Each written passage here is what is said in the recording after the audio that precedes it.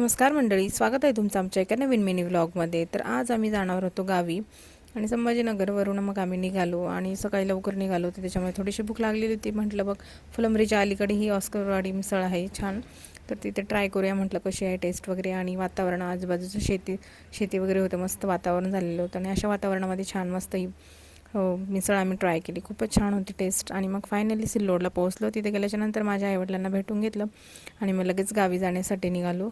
आणि गावात जाण्याचा रस्ता खूपच सुंदर आहे, आजूबाजूला मस्त हिरवळ, ते शेती वगैरे छान, खूपच भारी वाटत होतं। आणि गावात जाता जाता मग आम्हाला ही मंदिर वगैरे छोटे छोटे सगळं दिसत होतं, स्वामीला तर खूपच मजा येत होती। आणि फायनली गावामध्ये पोहोचलो आणि आमच्या गावामध्ये असलेले हे प्रसिद्ध महादेवाचं, पंचमुखी महादेवाचं मंदिर आहे, ते आम्ही गेलो। लगेच दर्शन वगैरे घेतलं, आजूबाजूला छान परिसर होता मस्त। मध्ये गेल्याच्यानंतर मग दर्शन वगैरे घेऊन घेतलं पटकन। तुम्ही बघू शकता मंदिर किती छान आहे आणि ही खूप प्रसिद्ध मंदिर आहे आमच्या गावामधलं, आणवीमधलं। तिथे गेल्याच्यानंतर मग आजूबाजूचा परिसर तर तुम्ही बघू शकता किती हिरवळ आणि छान, नदी तर तुडुंब भरून वाहत होती। आणि आत्ताच्या घरी पोहोचल्याच्यानंतर लगेच त्यांनी मला रांगोळी काढायला बसवलं, कारण की रांगोळी काढायला कोणी नव्हतंच।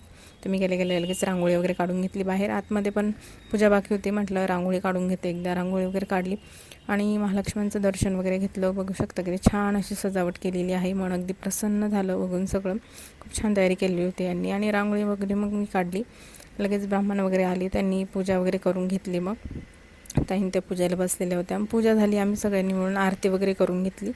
आरती झाल्याच्यानंतर नैवेद्य वगैरे दाखवला आणि मग सगळे बाहेर बसलो कथा वगैरे वाचत। आणि असंच आमचा दिवस भेटूया नेक्स्ट व्लॉगमध्ये। Bye, like, share